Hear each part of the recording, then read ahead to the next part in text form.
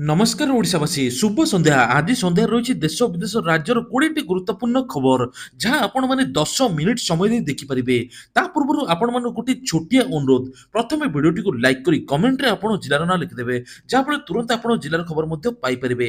मुख्यमंत्री बड़ घोषणा शुभ योजना राशन कार्ड भत्ता नगा एमिति अनेक गुरुत्वपूर्ण खबर अछि। चलतु कोन रही आज संध्यार खबर चलतु ता ऊपर नजर पकाइबा।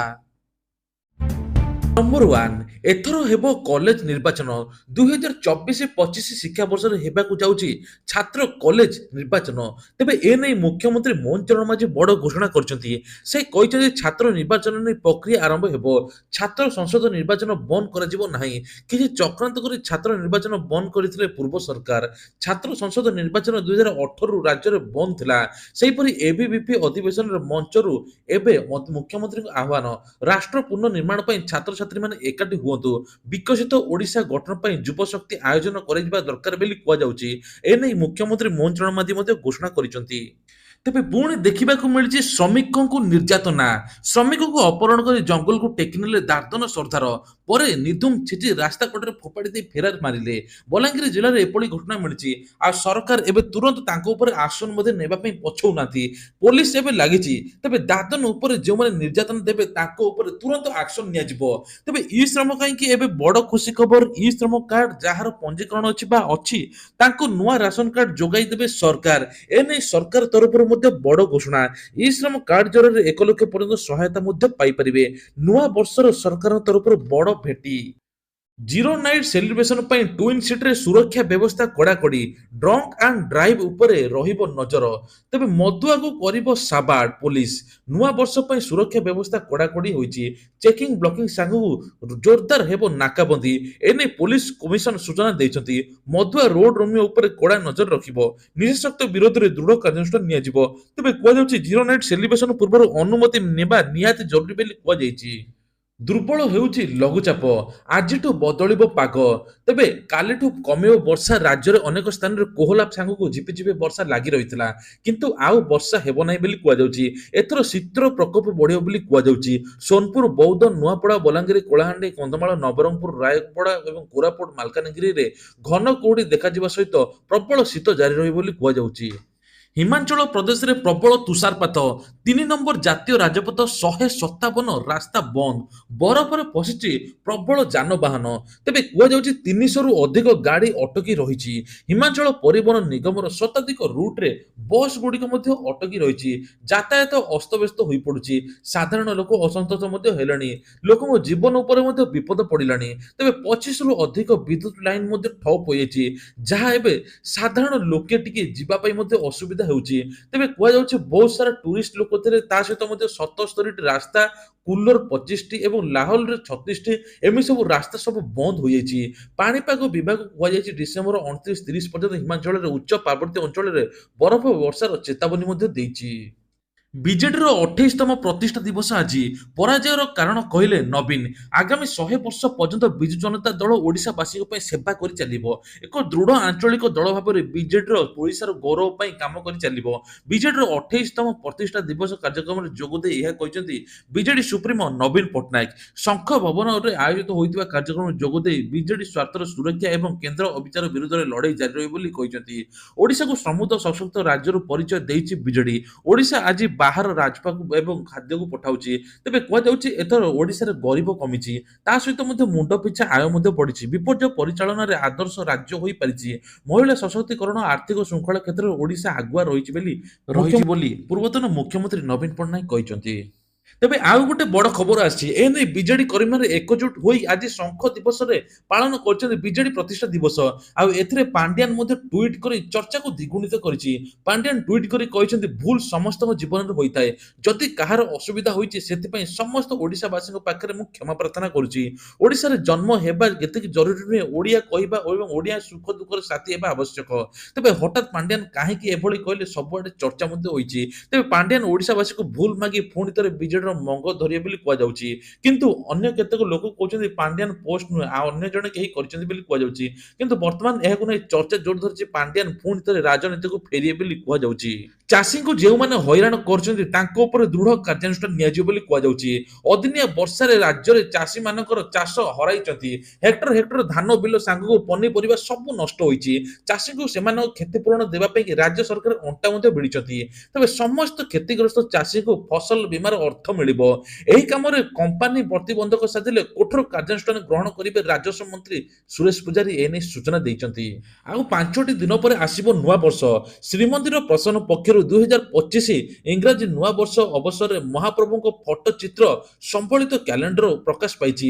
ଆଜି ଉଭୟ କ୍ୟାଲେଣ୍ଡରକୁ ବିଧିବଦ୍ଧ ଭାବେ ଉନ୍ମୋଚିତ କରିଛନ୍ତି ମୁଖ୍ୟମନ୍ତ୍ରୀ ମୋହନ ଚରଣ ମାଝୀ। କ୍ୟାଲେଣ୍ଡର ଗୁଡ଼ିକର କପିକୁ ଶ୍ରୀମନ୍ଦିରରେ ମହାପ୍ରଭୁଙ୍କର ଲାଗି ହେବା ପରେ ଆଜି ଲୋକାର୍ପିତ ହୋଇଛି। ଡେସ୍କ କ୍ୟାଲେଣ୍ଡର ରାଜ୍ୟରେ ବିଭିନ୍ନ ଶିଳ୍ପଙ୍କ ଚିତ୍ର ଏବଂ ବାଲୁକା କଳା ସ୍ଥାନିତ ହୋଇଛି। ତେବେ ସେହିପରି 7 ପୃଷ୍ଠା ବିଶିଷ୍ଟ ୱାଲ କ୍ୟାଲେଣ୍ଡର ରଥ ଚୂଡା ମହାପ୍ରଭୁଙ୍କ ଭବ୍ୟ ଚିତ୍ରମାନ ସ୍ଥାନିତ ପାଇଛି। ତେବେ କୁହାଯାଉଛି ଯେ ଏହି ଇଂରାଜୀ ନୂଆ ବର୍ଷରେ ପୁରୀ ଭୁବନେଶ୍ୱର ସ୍ଥିତ ଶ୍ରୀମନ୍ଦିରର ସୂଚନା କେନ୍ଦ୍ର ଗୁଡ଼ିକରେ ଏହି କ୍ୟାଲେଣ୍ଡର ଉପଲବ୍ଧ ହେବ। ଯେଉଁମାନେ ଚାହିଁବେ ଏହି କେନ୍ଦ୍ରରୁ ଆସି କ୍ୟାଲେଣ୍ଡର ନେଇପାରିବେ। ଓଡ଼ିଶାକୁ ମିଳିଲା 455 କୋଟି। ଅର୍ଥ କମିଶନ ମଞ୍ଜୁର ଅର୍ଥ ପ୍ରଦାନ କଲେ କେନ୍ଦ୍ର ସରକାର। ତେବେ କୁହାଯାଉଛି 2024-25 ଆର୍ଥିକ ବର୍ଷର ଦ୍ୱିତୀୟ କିସ୍ତିକୁ ମିଶାଇ ଅର୍ଥ ପ୍ରଦାନ। ଅର୍ଥ କମିଶନ ମଞ୍ଜୁର ଅର୍ଥ ପ୍ରଦାନ କଲେ କେନ୍ଦ୍ର ସରକାର। ମଞ୍ଜୁର ଅର୍ଥ 30ଟି ଜିଲ୍ଲାର 314 ବ୍ଲକର ଏବଂ 6794 ପଞ୍ଚାୟତରେ ଖର୍ଚ୍ଚ ହେବ। କେନ୍ଦ୍ର ସରକାର ଓଡ଼ିଶା ରାଜସ୍ଥାନର ଗ୍ରାମୀଣ ସ୍ଥାନୀୟ ସଂସ୍ଥାଗୁଡ଼ିକ ପାଇଁ 2024-25 ଆର୍ଥିକ ବର୍ଷରେ ପଞ୍ଚଦଶ ଆୟୋଗ ଏବଂ ଅନୁଦାନ ରାଶି ପ୍ରଦାନ କରିଛନ୍ତି। ଯାହାଫଳରେ ଗ୍ରାମମାନଙ୍କରେ ଉନ୍ନତି ହେବ, ତା ସହିତ ବିଭିନ୍ନ ପ୍ରକାର ପ୍ରକଳ୍ପରେ ମଧ୍ୟ କିଛି ଲାଗିବ, ତା ସହିତ ଦାଦନ ହଟା ପାଇଁ ସରକାର ମଧ୍ୟ ଚିନ୍ତା କରୁଛନ୍ତି ବୋଲି କୁହାଯାଉଛି। ମୁଖ୍ୟମନ୍ତ୍ରୀଙ୍କର ଜନ ଅଭିଯୋଗ ଶୁଣାଣି 30 ତାରିଖରେ ହେବ। ଏନେଇ ସୂଚନା ଦେଇଛନ୍ତି ମୁଖ୍ୟମନ୍ତ୍ରୀ ମୋହନ ଚରଣ ମାଝୀ। ତେବେ କୁହାଯାଉଛି ପୂର୍ବଥରରେ ଯେଉଁମାନେ ପଞ୍ଜୀକରଣ କରିଥିଲେ ମୁଖ୍ୟମନ୍ତ୍ରୀ ଜନ ଅଭିଯୋଗ ଶୁଣାଣି, ସେମାନେ ନିଜର ପରିଚୟ ପତ୍ର ଧରିକି ପ୍ରମାଣପତ୍ର ଧରି ସିଧା ଆସି ପହଞ୍ଚିବେ ୟୁନିଟ୍ 5 ସ୍ଥିତ ଭୁବନେଶ୍ୱରରେ। ଯାହାଫଳରେ ମୁଖ୍ୟମନ୍ତ୍ରୀଙ୍କ ନିଜ ଅଭିଯୋଗ ଶୁଣାଇବେ, ନିଜର ସମସ୍ୟା କହିବେ, ତାପରେ ମୁଖ୍ୟମନ୍ତ୍ରୀ ସମସ୍ୟାର ସମାଧାନ କରିବେ ବୋଲି କୁହାଯାଉଛି। ସୁଶାସନ ଦିବସରେ ମୁଖ୍ୟମନ୍ତ୍ରୀଙ୍କର ବଡ଼ ଘୋଷଣା। 20,000 ଶିକ୍ଷକଙ୍କୁ ମିଳିବ ଚାକିରି। ବିଳମ୍ବିତ ରାତିରେ ଘୋଷଣା କଲେ ମୁଖ୍ୟମନ୍ତ୍ରୀ ମୋହନ ଚରଣ ମାଝୀ। ରାଜ୍ୟସ୍ତରୀୟ ସୁଶାସନ ଦିବସ ପାଳନ ଅବସରରେ ମୁଖ୍ୟମନ୍ତ୍ରୀ ଏକ ବିଶେଷ ସୂଚନା ଦେଇଛନ୍ତି। ଯୁବବର୍ଗଙ୍କୁ ଚାକିରି ଦେବା ନେଇ ପ୍ରତିଶ୍ରୁତି ଦେଇଥିଲେ ମୁଖ୍ୟମନ୍ତ୍ରୀ। 2 ବର୍ଷରେ 75,000 ନିଯୁକ୍ତି ଦେବା ପାଇଁ ମୋହନ ଚରଣ ମାଝୀ ଘୋଷଣା କରିଛନ୍ତି। ତେବେ ପୂର୍ବ ସରକାର 1.5 ଲକ୍ଷ ପଦବୀ ଖାଲି ପଡ଼ିଛି। ଆମେ 2 ବର୍ଷରେ 75,000 ନିଯୁକ୍ତି ଦେବୁ ବୋଲି ମୁଖ୍ୟମନ୍ତ୍ରୀ କହିଛନ୍ତି। ଏନେଇ ପ୍ରକ୍ରିୟା ଆରମ୍ଭ ହୋଇଛି। ଖୁବ୍ ଶୀଘ୍ର 20,000 ଶିକ୍ଷକ ପଦବୀ ପୂରଣ ହେବ ବୋଲି କୁହାଯାଉଛି। ସହମତିରେ ଶାରୀରିକ ସମ୍ପର୍କ ଦୁଷ୍କର୍ମ ନୁହେଁ, ହାଇକୋର୍ଟଙ୍କ ଗୁରୁତ୍ୱପୂର୍ଣ୍ଣ ରାୟ। ତେବେ କୁହାଯାଇଛି ବିବାହ ପୂର୍ବରୁ ଶାରୀରିକ ସମ୍ପର୍କ ନେଇ ଗୁରୁତ୍ୱପୂର୍ଣ୍ଣ ରାୟ ଶୁଣାଇଛନ୍ତି ହାଇକୋର୍ଟ। ସହମତିରେ ଶାରୀରିକ ସମ୍ପର୍କ ଦୁଷ୍କର୍ମ ନୁହେଁ ବୋଲି ହାଇକୋର୍ଟ ପକ୍ଷରୁ କୁହାଯାଇଛି। ବ୍ରହ୍ମପୁରରେ ହୋଇଥିବା ଏହି ମାମଲା ଶୁଣାଣି ବେଳେ ହାଇକୋର୍ଟ ପକ୍ଷରୁ ଏହି ରାୟ ଶୁଣାଯାଇଛି। ବିବାହର ପ୍ରତିଶ୍ରୁତି ଦେଇ ବ୍ରହ୍ମପୁରରେ କେ ସୁଦର୍ଶନ ଶାରୀରିକ ସମ୍ପର୍କ ରଖିଥିବା ବେଳେ ଅଭିଯୋଗ ଆଣିଥିଲେ। ଦୁଷ୍କର୍ମ ହୋଇଥିବା ସେ ଅଭିଯୋଗ ମଧ୍ୟ କରିଥିଲେ। ଏହି ମାମଲାକୁ ରଦ୍ଦ କରିବା ପାଇଁ ଏବେ ହାଇକୋର୍ଟଙ୍କ ଦ୍ୱାରସ୍ଥ ମଧ୍ୟ ହୋଇଥିଲେ। ତେବେ ବିଚାରପତି ଜଷ୍ଟିସ ରାଧାକୃଷ୍ଣ ରାୟ ଏହି ମାମଲାକୁ ରଦ୍ଦ କରିଦେଇଛନ୍ତି। ଖବର ଅନୁସାରେ 2020 ମସିହାରେ ସୁଦର୍ଶନ ବିରୋଧରେ ଏକ ମାମଲା ରୁଜୁ ହୋଇଥିଲା। ଏଥିରେ ମହିଳା ଜଣକ ନିଜ ପୁରୁଷ ବନ୍ଧୁକୁ ଜବରଦସ୍ତ ଶାରୀରିକ ସମ୍ପର୍କ ରଖିବା ପାଇଁ ମଧ୍ୟ କହିଥିଲେ। ତାପରେ ସହିତ ଦୁଷ୍କର୍ମ ମଧ୍ୟ ଆଣିଥିଲେ। କିନ୍ତୁ ଏବେ କୋର୍ଟ ନିର୍ଦ୍ଦେଶ ଦେଇଛି ଯେ ସହମତିରେ ଶାରୀରିକ ସମ୍ପର୍କ ରଖିଲେ ଏଥର ହାଇକୋର୍ଟ ରାୟ ଶୁଣାଇଛି ଯେ ଏଥର ତାକୁ ଦୁଷ୍କର୍ମ କୁହାଯିବ ନାହିଁ। ଜାପାନ ଏୟାରଲାଇନ୍ସ ଉପରେ ସାଇବର ଆକ୍ରମଣ, ଉଡ଼ାଣ ବାତିଲ, ଟିକେଟ ସ୍ଥଗିତ। ତେବେ କୁହାଯାଉଛି ପାଖାପାଖି 14ଟି ଘରୋଇ ଉଡ଼ାଣ 1 ଘଣ୍ଟା ବିଳମ୍ବ ହୋଇଛି। ଅନ୍ତର୍ଜାତୀୟ ବିମାନ ଉଡ଼ାଣରେ ମଧ୍ୟ ସାମାନ୍ୟ ସମସ୍ୟା ସୃଷ୍ଟି ହୋଇଛି। ସାଇବର ଆକ୍ରମଣ ହେତୁ ଟିକେଟ ଗୁଡ଼ିକ ବିକ୍ରି ବନ୍ଦ ମଧ୍ୟ କରାଯାଇଛି। ସାଇବର ଆଟାକ ସମସ୍ୟା ଗୁରୁବାର ଦିନ ସକାଳେ 7:25ରେ ଆରମ୍ଭ ହୋଇଛି। ଏହାଦ୍ୱାରା ଏୟାରଲାଇନ୍ସର ଆଭ୍ୟନ୍ତରୀଣ ଏବଂ ବାହ୍ୟ ସିଷ୍ଟମ ପ୍ରଭାବିତ ହୋଇଛି। ଏୟାରଲାଇନ୍ସର ପ୍ରବକ୍ତା ବିଷୟରେ ସୂଚନା ଦେଇଛନ୍ତି ଯେ ଅବଶିଷ୍ଟ ସମୟରେ ଘରୋଇ ଏବଂ ଅନ୍ତର୍ଜାତୀୟ ଉଡ଼ାଣ ପାଇଁ ଟିକେଟ ବିକ୍ରିକୁ ମଧ୍ୟ ସ୍ଥଗିତ କରାଯାଇଛି। ତେବେ କିଭଳି ସାଇବର ଆଟାକ କଲେ ସେ ନେଇକି ମଧ୍ୟ ତଦନ୍ତ ଚାଲିଛି। ସୁଭଦ୍ରା ଯୋଜନାକୁ ନେଇ ଉପମୁଖ୍ୟମନ୍ତ୍ରୀ ପ୍ରଭାତୀ ପରିଡ଼ା ସୂଚନା ଦେଇଛନ୍ତି ଯେ ନୂଆ ବର୍ଷରେ ସରକାରଙ୍କ ତରଫରୁ ବଡ଼ ଭେଟି। ସୁଭଦ୍ରା ଟଙ୍କା 20 ଲକ୍ଷ ହିତାଧିକାରୀଙ୍କୁ ଜାନୁଆରୀ ମାସରେ ମିଳିବା ପାଇଁ ଯାଉଛି। ଏ ନେଇକି ସମସ୍ତେ ଉପକୃତ ମଧ୍ୟ ହେବେ। ତା ସହିତ ଯେଉଁମାନେ କଲେଜରେ ପାଠ ପଢୁଛନ୍ତି ମାର୍ଚ୍ଚ 8 ତାରିଖ ପୂର୍ବରୁ ତାଙ୍କୁ ଯଦି 21 ବର୍ଷ ହୋଇଥିବ ସେମାନେ ମଧ୍ୟ ସୁଭଦ୍ରା ଯୋଜନା ପାଇଁ ଆବେଦନ କରିପାରିବେ। କୁହାଯାଉଛି 1 କୋଟି ହିତାଧିକାରୀ ଜାନୁଆରୀ ସୁଦ୍ଧା ସୁଭଦ୍ରା ଟଙ୍କା ପାଇଯାଇଥିବେ। ଯୋଉ 5,67,000 ଫର୍ମ ସବୁ ପେଣ୍ଡିଂ ଥିଲା ତୁରନ୍ତ ବାୟୋମେଟ୍ରିକ ବା ଫିଙ୍ଗରପ୍ରିଣ୍ଟ କରିଦିଅନ୍ତୁ। ଯାହାଫଳରେ ଆପଣଙ୍କୁ ମଧ୍ୟ ସୁଭଦ୍ରା ଟଙ୍କା ମିଳିବ ବୋଲି କୁହାଯାଉଛି। ତା ସହିତ ମାର୍ଚ୍ଚ 8 ତାରିଖ ମହିଳା ଦିବସ ଥିବାରୁ ମହିଳା ଦିବସରେ ମଧ୍ୟ ଦ୍ୱିତୀୟ କିସ୍ତି ମିଳିବା ପାଇଁ ଯାଉଛି। ଏନେଇ ଉପମୁଖ୍ୟମନ୍ତ୍ରୀ ପ୍ରଭାତୀ ପରିଡ଼ା ସୂଚନା ଦେଇଛନ୍ତି। ନୂଆ ବର୍ଷରେ ଶ୍ରୀମନ୍ଦିରରେ ହେବ ଧାଡି ଦର୍ଶନ। ତେବେ ସିଂହଦ୍ୱାରରେ ପ୍ରବେଶ କରି ଆଉ 3 ଦ୍ୱାରର ପ୍ରସ୍ଥାନ ହେବ ବୋଲିକି ପ୍ରଶାସନ ପକ୍ଷରୁ କୁହାଯାଇଛି।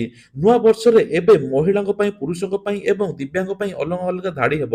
ଯାହାଫଳରେ ଗୋଟେ ସାଧାରଣ ଭକ୍ତ ମନ୍ଦିରରେ ସୁରୁଖୁରୁରେ ଯାଇକି ଦର୍ଶନ କରିପାରିବ। ରାସନ କାର୍ଡ ଧାରୀକୁ ଏବେ 1000 ଟଙ୍କା ମିଳିବ। ଏ ନେଇକି କେନ୍ଦ୍ର ସରକାର ଘୋଷଣା କରିଛନ୍ତି। ଯେଉଁମାନଙ୍କର ରାସନ କାର୍ଡ ଅଛି ତାଙ୍କୁ 1000 ଟଙ୍କା ସହାୟତା ରାଶି ଦେବେ ବୋଲି କେନ୍ଦ୍ର ସରକାର କହିଛନ୍ତି।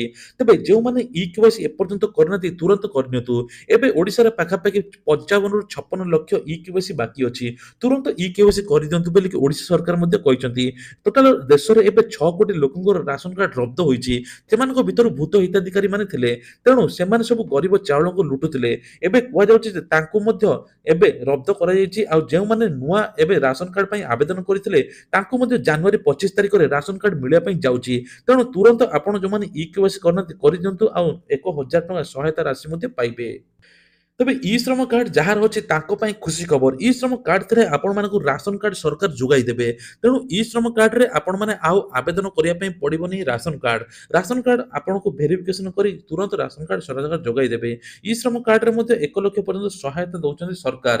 ତା ସହିତ ମହିଳାମାନଙ୍କ ପାଇଁ ଆଉ ଗୋଟେ ଖୁସି ଖବର, ମହିଳାମାନେ ଏଥର ମିଶନ ଶକ୍ତି ଜରିଆରେ ସିଲେଇ ତାଲିମ ନେଇ ପ୍ରତିଦିନ 500 ଟଙ୍କା ନହେଲେ ମାସକୁ 15,000 ଟଙ୍କା କମାଇ ପାରିବେ।